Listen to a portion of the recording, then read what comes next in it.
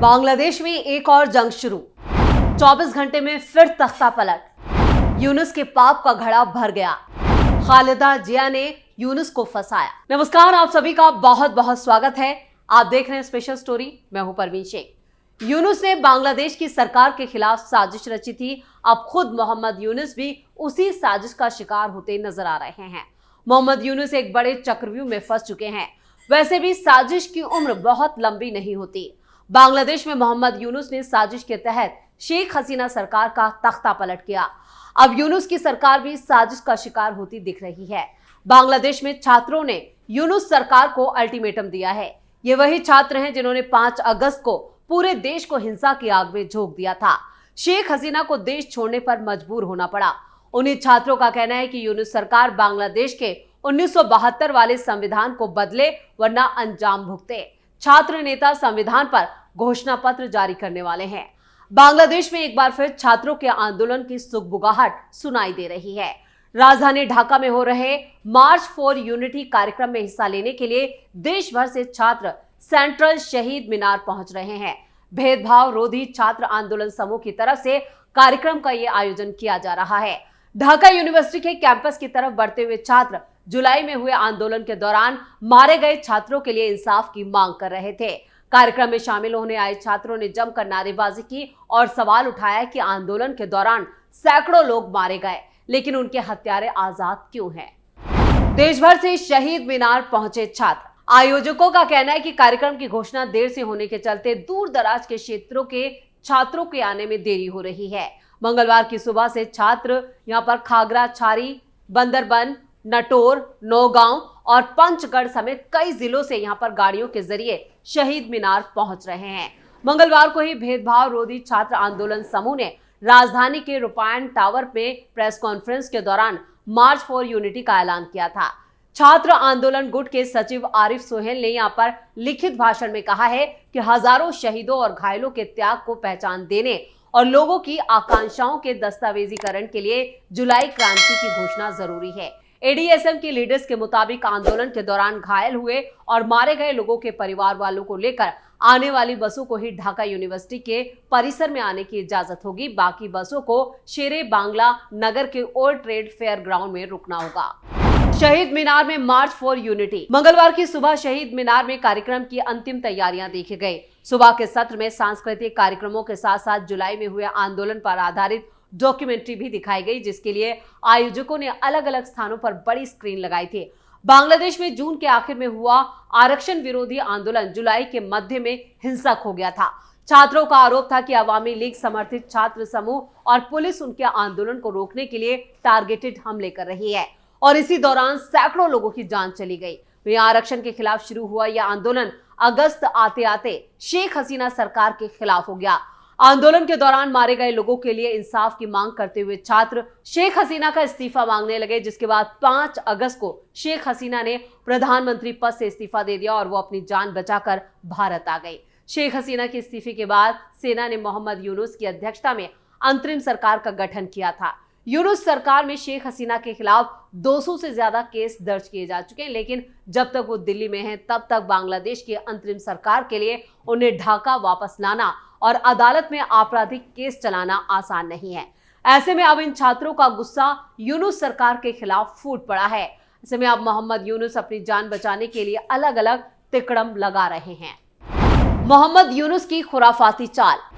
बांग्लादेश में बदलने वाला है बहुत कुछ। ऐसा लगता है कि बांग्लादेश के इतिहास को मिटाने की तैयारी भी शुरू हो चुकी है। ऐसा इसलिए कहा जा रहा है क्योंकि मोहम्मद यूनुस की अगुवाई वाली अंतरिम सरकार में प्राइमरी और मिडिल एजुकेशन संस्थानों के लिए बांग्ला और अंग्रेजी टेक्स्ट बुक में बड़े बदलाव होने जा रहे हैं, जिनमें बंग बंधु शेख मुजीबुर रहमान के जुड़े कंटेंट को हटाना शामिल है। तो नेशनल करिकुलम और टेक्स्ट बुक के मुताबिक कक्षा 5 से 9 तक की बांग्ला और अंग्रेजी टेक्स्ट बुक में छात्र नेतृत्व वाले जन आंदोलन की सामग्री को शामिल किया जा सकता है। वहीं कक्षा 6 से 9 की अंग्रेजी टेक्स्ट बुक से शेख मुजीबुर रहमान पर आधारित कई आर्टिकल्स और शॉर्ट नोट हटाए जाएंगे, जबकि जुलाई आंदोलन पर 4 आर्टिकल जोड़े जाएंगे।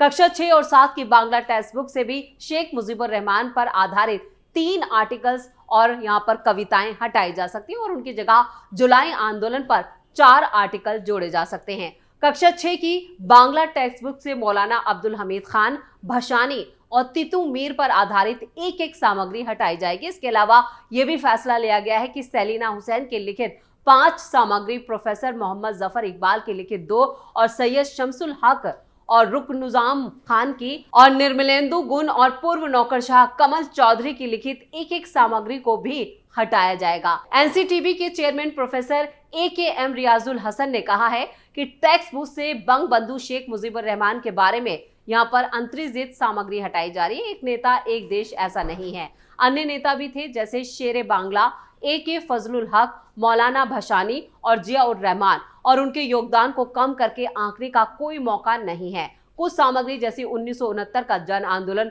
1970 का चुनाव और 1971 में 7 मार्च का भाषण अभी भी कई टेक्स्ट बुक में शामिल है। शेख मुजीबुर रहमान पर आधारित 2 चैप्टर जिनमें सोन ऑफ द सॉइल और मुजीब इन स्कूल डेज, जिन्हें शेख मुजीबुर रहमान की आत्मकथा अनफिनिश्ड मेमोरियल से लिया गया था, वो भी कक्षा 6 की अंग्रेजी टेक्स्ट बुक से हटा दिया गया है। इसके साथ ही एक कविता को भी यहाँ पर इस बुक से हटाया गया है।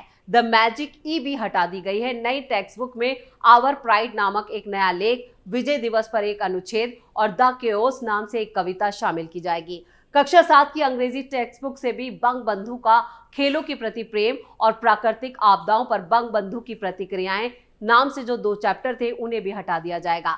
एक और लेख है बंग माता हमारी प्रेरणा का स्रोत, जो बंग बंधु की पत्नी और शेख हसीना की मां शेख फजीला तुसेना ने मुजीब के जीवन पर आधारित है, उसे भी पुस्तक से हटा दिया जाएगा। इसकी जगह पर अ न्यू जनरेशन और our winners in the global arena नाम से 2 लेख और जो छात्र नेतृत्व वाले जन आंदोलन पर आधारित हैं उन्हें शामिल किया जाएगा। इसी तरह कक्षा 8 की अंग्रेजी पाठ्यपुस्तक से बंग बंधु और बांग्लादेश नाम से एक सामग्री है, जो भाषा आंदोलन में शेख मुजीबुर रहमान की भूमिका और 7 मार्च को सोहरावर्दी उद्यान में उनका ऐतिहासिक भाषण शामिल है और 26 मार्च 1971 की पहली घंटे में उनकी स्वतंत्रता की जो घोषणा थी उस पर आधारित है, उसे भी हटाया जा रहा है और इसकी जगह पर महिलाओं की भूमिका और मानव विकास जैसे पाठ जोड़े जा रहे हैं।